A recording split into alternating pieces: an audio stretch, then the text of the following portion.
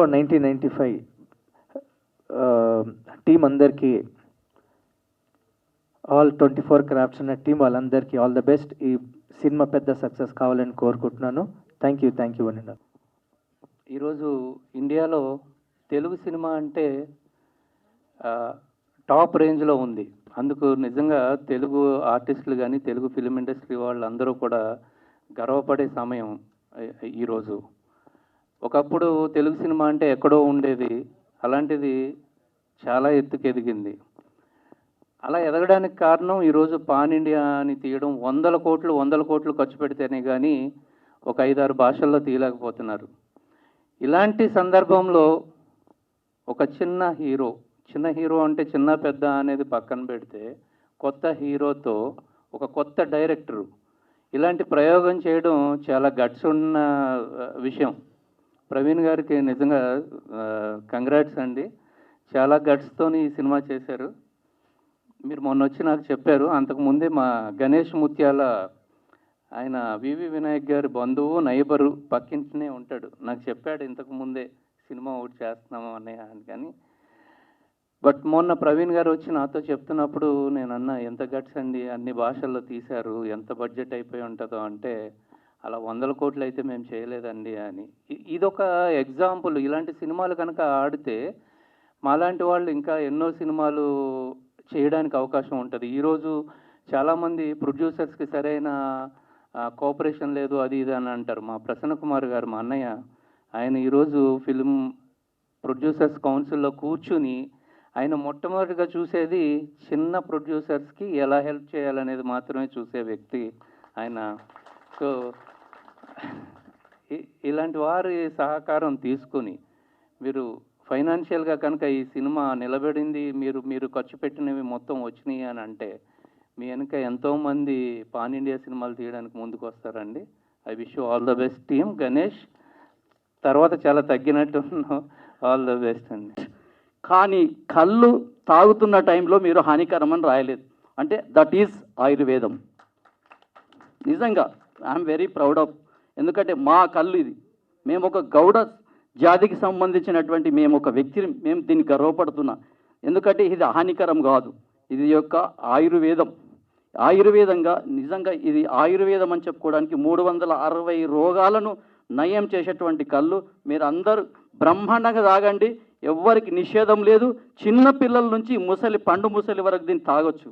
ఇలాంటి సినిమా చూపించినందుకు మీకు నిజంగా మా జాతి రుణపడి ఉంటుంది. మా జాతి ఎల్లవేళ మీకు ప్రోత్సహిస్తుంది.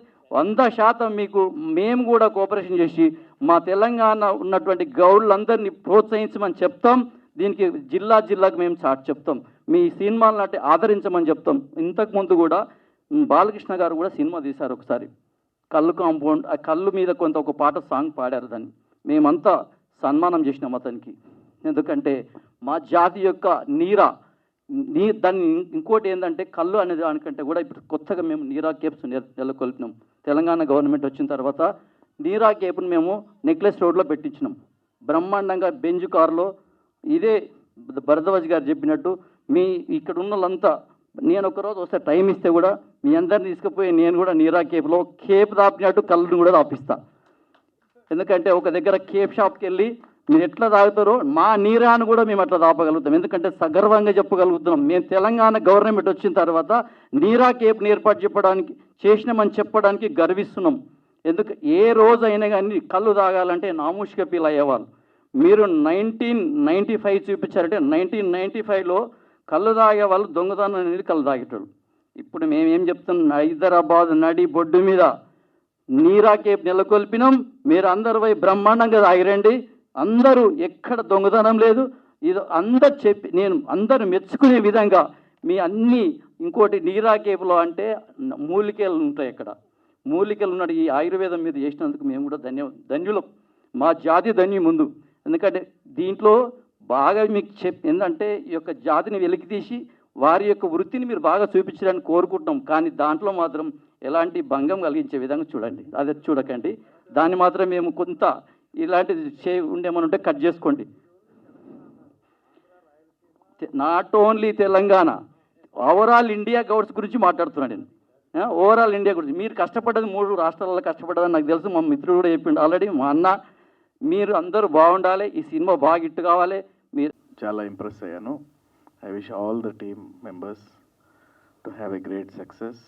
నాకు సినిమాల గురించి ప్రస్తుతం అంటే ఇదివరకట్లో అనుభవం ఉండేది కానీ ప్రస్తుతం టచ్ లేదు. బట్ నాకు అందరూ కావాల్సిన వాళ్ళు చాలా కష్టపడి చేశారు. దీని వెనకాల నాకు కష్టం నాకు తెలుసు. I wish them all the success, a great success for this movie. Thank you. ఇందాక భరద్వాజ్ గారు చెప్పినట్టుగా ఎక్కడో దుక్కున కొంతమందికి కనెక్షన్ ఉంటుందండి, అవినాభావ సంబంధం. అలాగే నాకు ఈ కళ్ళుతో అవినాభావ సంబంధం ఉంది.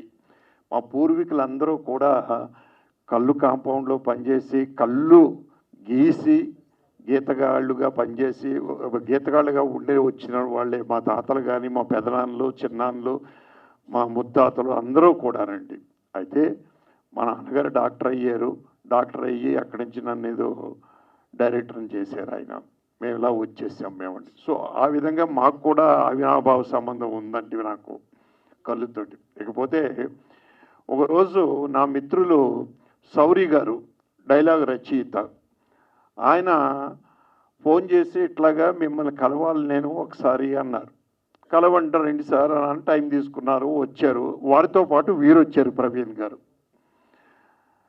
వచ్చి కూర్చొని, సార్ ఈయన ప్రవీణ్ గారు అండి ఎల్ఐసిలో వర్క్ చేస్తున్నారు. ఎల్ఐసి కదండి, ఎల్ఐసిలో వర్క్ చేస్తున్నారు. ఇలాగా ఒక సినిమా తీద్దాం అనుకుంటున్నారు అంటే అప్పుడు నేను డైరెక్టర్ చేస్తారు ఈయన డైరెక్షన్ చేస్తారని నేను అనుకోలేదండి. అవునండి అలాగా, ఏంటి సార్ అది ఇది అంటే, ఇలాగ ఒక కథ అనుకున్నామండి, అన్నీ చేస్తున్నాను, కొంచెం మీ సపోర్ట్ కావాలి నాకు, అప్పుడప్పుడు ఏదన్నా సందేహాలు ఉంటే నేను వచ్చి కలుస్తూ ఉంటాను అన్నారు. ఎవరు డైరెక్ట్ చేస్తున్నారు అనేది నేను అడగలేదండి, ప్రొడ్యూసర్ అనుకున్నానండి. తర్వాత భరద్వాజ్ గారు ఒక మాట అన్నారు, కళ్ళు కాంపౌండర్ కాన్సెప్ట్ చాలు ఈ సినిమాకి, సాంగ్స్కి ఎంత అక్కర్లేదు అని. అంటే ఆయన ఉద్దేశం ఏమిటంటే, అంటే మీరు పెద్ద పిక్చర్ లెవెల్లో సాంగ్స్ అన్నీ తీశారు, అంత ఖర్చు పెట్టి, అంత అవసరం లేదు ఈ సినిమాకి ఆయన ఉద్దేశం. ఇందాక ఆయన చెప్పింది, భరద్వాజ్ గారు చెప్పిందండి. నిజంగా కూడా చూస్తే అంత షాక్ అయ్యేవాడిని. నిజంగా కూడా అంత బాగున్నాయి కమర్షియల్గా. డెఫినెట్గా it is a commercial movie అవుతుందండి. ఇది కాన్సెప్ట్ ఉంది. మీరు చెప్పినట్టుగా 1995లో జరిగిన ఒక ఇన్సిడెంట్ తీసుకుని మీరు చేశాను అన్నారు. అది కాకుండా కమర్షియల్ లెవెల్లో సినిమాని తీసుకుంటూ వచ్చారు మీరు. నిజంగా బేసికలీ నేను Born and brought in Bengaluru. Born and brought in Bengaluru నేను. సో కన్నడలో మూవీస్ చేస్తుంటాను నేను, లీడ్గా చేశాను, రిలీజ్ అయింది. సో స్టిల్ ఆన్గోయింగ్ ప్రాజెక్ట్స్ నడుస్తుంది. ఈ ప్రాజెక్ట్ గురించి చెప్పాలంటే సార్ ఇదొక మిరాకల్ లాగా నాకు ప్రాజెక్ట్, ఇది ఒక లక్కీ ప్రాజెక్ట్ అనుకుంటా. జస్ట్ నేను వాట్సాప్ గ్రూప్లో మ్యూచువల్ గ్రూప్ షేర్ చేస్తాను నేను సార్. సో ఇలాగే ఒక ప్రొఫైల్ పెట్టాను నేను ఊరికే జనరలీ చూద్దామనేసి. సో సార్ కాంటాక్ట్ చేశారు నన్ను, కాంటాక్ట్ చేసి సో నరేషన్ ఇస్తానని చెప్పారు. సో ఓకే, బెంగళూరు వచ్చారు, నరేషన్ ఇచ్చారు. కళ్ళు కాంపౌండ్ అని చెప్పారు స్టోరీ. స్టోరీ ఎంత బాగుంది యాక్చువల్లీ, ఒక రియల్ లైఫ్ ఇన్సిడెంట్ని దాన్ని సినిమాటిక్ వేగా తీద్దామని అనుకుంటున్నాను చెప్పారు. ఓకే సార్, 1995 అంటే 1995 జరిగిన ఒక ఇన్సిడెంట్ని, సార్ చూసిన ఇన్సిడెంట్ని తీసుకొని దాన్ని సినిమాటిక్గా చేస్తానని చెప్పారు. ఓకే నైస్, నాకు ఇష్టమైంది కదా, ఒప్పుకున్నాను. సో అంటే ఇక బ్లైండ్గా నన్ను నమ్మేశారు యాక్చువల్లీ. నన్ను ఏం ఆడిషన్ కూడా తీసుకోలేనని, అదొక కాన్ఫిడెన్స్ పెట్టారు నా మీద, ఒక ట్రస్ట్ చాలా నమ్మారని. హోప్ నేను దాన్ని జస్టిఫై చేశాను, నా బెస్ట్ అవుట్పుట్ నేను ఇచ్చాను. అండ్ పోర్షన్ ఆల్మోస్ట్ బేటూలోనే మనకి 75 to 80% అక్కడ షూట్ చేసాం టాకీ పోర్షన్. అక్కడ పొలిటికల్ పీపుల్స్ కానీ చాలా సపోర్ట్ చేస్తారు మనకి, లొకేషన్స్ కానీ అక్కడ అంబియన్స్ మన కథకి ఏం యాప్ట్ అయ్యవచ్చు ఆ లొకేషన్స్ కానీ అక్కడ పర్ఫెక్ట్గా ఉండింది బేతుల్ లొకేషన్స్లో. అక్కడ పొలిటికల్ పైపు ఎవరు యుకి శుక్లా సార్ అందరూ బాగా సపోర్ట్ చేశారు. అండ్ మన డైరెక్షన్ డిపార్ట్మెంట్ గురించి చెప్పాలంటే అందరూ మల్టీ టాస్కింగ్ ఇక్కడ డెడికేటెడ్గా పనిచేశారు, ప్యాషనెట్గా. యాక్చువల్గా పటేల్ పట్వారి తెలంగాణ, ఆంధ్రప్రదేశ్లో మున్సబ్ కరణం వ్యవస్థ ఉండేది. ఆ రోజుల్లో పటేల్ పట్వారి మున్సబ్ కరణం అంటే కేవలం అగ్రవర్ణాల చేతుల్లో తప్పితే బలహీన వర్గాలు కానీ ఎస్సీ ఎస్టీలు కానీ ఎవరి చేతిలో అధికారం లేకుండా వాళ్ళ చేతిలో అధికారం ఉండే పరిస్థితి ఉన్నప్పుడు ఆ పటేల్ పట్వారీ మున్సబ్ కరణం వ్యవస్థని రద్దు చేసింది ది గ్రేట్ ఎన్టీ రామారావు. ఆయన సొంత మేనమామ బావమరిది కూడా మున్సబుగా జీవితకాలం వాళ్ళ వంశపారంపర్యంగా ఉండే పరిస్థితిలో ఉన్నా కూడా సొంత కుటుంబం కోసం కాదు ప్రజల కోసం చెయ్యాలి అని చెప్పి ఆయన రద్దు చేశారు. రద్దు చేసిన రోజున ఆయన చంపేస్తామని చెప్పి థ్రెట్ వచ్చినా కూడా చావటానికైనా రెడీ. నాకు బడుగు బలహీన వర్గాలు ఎస్సీ ఎస్టీ బీసీలు మైనారిటీలు వాళ్ళు రాజ్యాధికారానికి రావాలి, వాళ్ళు వచ్చినప్పుడే రాజ్యం పర్ఫెక్ట్గా ఉంటుందని ఒక చిన్న స్థాయి జడ్పీటీసీ నుంచి తీసుకుని దేవేంద్ర గౌడ్ గారిని హోమ్ మినిస్టర్ని చేశాడు ఆయన. సో అలాగే ఒక్క సెంటు నేల కూడా హైదరాబాద్లో ఆయన ప్రభుత్వం నుంచి తీసుకోకుండా ఆయన సొంతంగా కొనుక్కుని సొంతంగా స్టూడియో పెట్టి సొంతంగా సినిమా చేస్తూ ఇక్కడ ఉండే వాళ్ళందరికీ కూడా ఎంప్లాయ్మెంటు. ఒక ఫైట్ సీక్వెన్స్ కావాల్సి వస్తే సంగారెడ్డి కల్లు కాంపౌండ్ ప్రభు గౌడ్ ఆయన మాస్టర్ని పిలవండి అని చెప్పేవాడు. అలాగే అక్కడ కళ్ళు తాగే వాళ్ళందరినీ ఫైటర్స్గా రమ్మనమని చెప్పేవారు.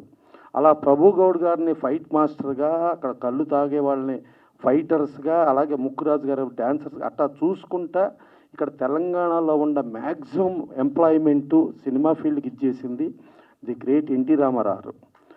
అలాగే ఆ తర్వాత ప్రభు గౌడ్ గారి తమ్ముడిని శ్రీనివాస్ గౌడ్ గారిని మెదక్ జడ్పీ చైర్మన్ చేశారు ఆయన. సో అట్టా ఎన్టీ రామారావు తీసుకురాబడిన వ్యవస్థ నుంచినే ఇవాళ ఇంతమంది పదవుల్లోకి వచ్చి ఇంతమంది ముందుకెళ్ళే పరిస్థితిలో అలా జరిగింది. సో కళ్ళు కాంపౌండ్ అనేది అంత ఫేమస్. ఇప్పుడు మనకు తమ్మారెడ్డి భరద్వాజ్ గారు చెప్పారు మా కళ్ళు కాంపౌండ్ అని చెప్పి, మా చిట్టిబాబు గారు చెప్పారు అక్కడ కళ్ళు కాంపౌండ్ అని, రాజబాబు గారు చెప్పారు. చివరికి రాజబాబు గారు ఎంతో గొప్ప నటులయ్యి ఎంతో రేంజ్కి వెళ్ళిపోయినా కూడా చివరికి ఆయన శివైక్యం చెందింది ఇక్కడ నాగార్జున నగర్ కళ్ళు కాంపౌండ్ పక్కనే ఆయన శివైక్యం చెందటం జరిగింది. హైదరాబాద్లోనే ఆయన శివైక్యం చెందటం జరిగింది. సో అలా కళ్ళు కాంపౌండ్ ప్రతి ఒక్కరికి కామన్ ఫ్యాక్టర్. ప్రతి పల్లెటూరు నుంచి ఎక్కడ దాకా చూసుకున్నా కూడా కళ్ళు కాంపౌండ్ అనేది చాలా ఫేమస్. ఈవెన్ మనకి సుమన్ తల్వార్ గారు ఆయన కూడా గౌడ్లోకి వస్తారు. అలాగే మన కన్నడ రాజ్ కుమార్ గారు వాళ్ళ ఫ్యామిలీ కూడా ఈడిగా అంటే దాదాపు వాళ్ళు కూడా గౌడ్లోకే వస్తారు. సో అట్టా గౌడ్ కమ్యూనిటీ పరంగా చూసుకుంటే కళ్ళు కాంపౌండ్ ఒక్క గౌడ్ కమ్యూనిటీ అని కాదు అన్ని కమ్యూనిటీస్కి కూడా లింకుల్లో ఉంటుంది. ఇప్పుడు నాకు రైట్ రామారావు గారి ద్వారా పరిచయం. మ్యూజిక్ చాలామంది చాలా షార్ట్ ఫిల్మ్ చేస్తున్నాను కాబట్టి ఆయన చెప్పింది ఒకటే మాట్లాడినా ఏమంటే ప్రవీణ్ గారు మీకు నచ్చే వరకు చేస్తా, మీకు నచ్చే వరకు ఎన్ని చూళ్ళైనా కానీ చేస్తున్నాను. అలాగే మాట నిలుపుకున్నారు. ఈరోజు ఇంతమంది సాంగ్స్ బాగున్నాయని చెప్పడానికి కారణం శ్రీనివాస్ గారు చాలా కష్టపడ్డారు. Thank you very much sir. ఒక్క 2 నిమిషాలు మాట. నేను ఒక 2 ట్యూన్లు ఇచ్చాను. ఇచ్చిన తర్వాత ఆయన అన్నారు లేదు ఇలా కాదు అన్నారు. సరే రండి ఇంటికి రండి అన్నాను. వచ్చారు. ఆయనకి ఏం కావాలన్నది నాకు అర్థమైపోయింది. దాని తర్వాత ఆయన తగినట్టు ఆయనకి ఏం కావాలో అనేది చేసి ఇచ్చేసాను నేను. దాని తర్వాత ఒకటే అన్నారు ఎలా క్వాలిటీ వస్తుంది అని అడిగారు. మీరు క్వాలిటీ గురించి మీరు భయపడకండి, నన్ను నమ్మండి అన్న. అదేలాగా నేను అలా చేసి ఇచ్చాను. 1995 అనే సినిమా నీ చూసినప్పుడు ఇన్స్పైర్ అయినటువంటి ఒక విషయం ఏంటంటే పెద్దలందరూ చెప్పారు బార్లో కూర్చున్నప్పుడు కానీ కళ్ళు కమ్మలో కూర్చున్నప్పుడు చాలా చాలా విషయాలు చాలా చాలా జీవితాలు చాలా చాలా బాధలు కష్టాలు సుఖాలు దొంగలు దోపిడీదారులు ఏమేమి మాట్లాడుకుంటారు అన్నీ వింటూ ఉంటాం సార్. అదే జీవితం. అక్కడే ఇదయిన తర్వాత ఒక 4 స్టోరీస్ 4 కథలను కలిపి సినిమా చేద్దామని చెప్పి అనుకున్నాను సార్. ఆ తర్వాత మళ్ళీ ఆలోచించిన తర్వాత లేదు డిఫరెంట్గా చేయాలి, ఒక చిన్న మెసేజ్ ఇవ్వాలి అనే ఉద్దేశంతో ఈ సినిమా చేయడం జరిగింది. ఇది నేను ఏదో గొప్ప సినిమా చేశాను, ఒక వండర్ చేశాను, ఎవరు చూపించినటువంటి క్యారెక్టర్లు చూపించాను అని మాత్రం నేను ఎప్పుడు ఫీల్ కావట్లేదు సార్. సమాజంలో ఉన్నటువంటి వ్యక్తులు వాళ్ళ ఒక క్యారెక్టర్స్నే ఈ సినిమాలో ఉన్నాయి సార్. ఏమేం జరుగుతుంది ఏమిటి జనాలకి ఏం చెప్పితే నమ్ముద్ది. మదర్ ప్రామిస్గా చెప్తున్నాను సార్. ఈ రోజున సినిమా అయిపోయి చాలా మంచిగా ఉందని చెప్పి స్టూడియోస్లో అక్కడ ఇక్కడ అంతమంది చూసినప్పటికీ కూడా నేను ఈ రోజున మీ అందరి ముందు ప్రేక్షక దేవుళ్ళ ముందు ఒక 10th క్లాస్ ఎగ్జామ్ రాసినటువంటి స్టూడెంట్ లాగానే ఉన్నాను sir, waiting for the result. నేను చేసింది ఒకటే ప్రయత్నం, నేను ఈ సీను రాస్తే ఏ ఆడియన్స్ మెచ్చుకుంటారు, ఎవరికి నచ్చుద్ది ఎవరికి నచ్చదు, నచ్చకపోయినా కానీ వాస్తవం చెప్పాలని కొన్ని సీన్లు రాసిన సందర్భం కూడా ఉంది సార్. అంతకుమించి నేను ఏదో గొప్పగా సినిమా చేశాను అని నేను ఫీల్ అవ్వట్లేదు. జనాలకు నచ్చే సినిమా తీయడం కోసం ప్రయత్నించాం, చాలా ఘోరంగా ప్రయత్నించాం, సినిమా చేశాము. ఇక దేవుడి ఆశీర్వాదం కోసం, ప్రేక్షక దేవుళ్ళ ఆశీర్వాదం కోసం, వాళ్ళ పాస్ మార్కుల కోసం ఎదురు చూస్తూ ఉన్నాము.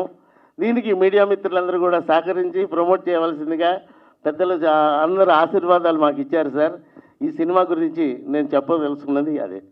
Thank you very much.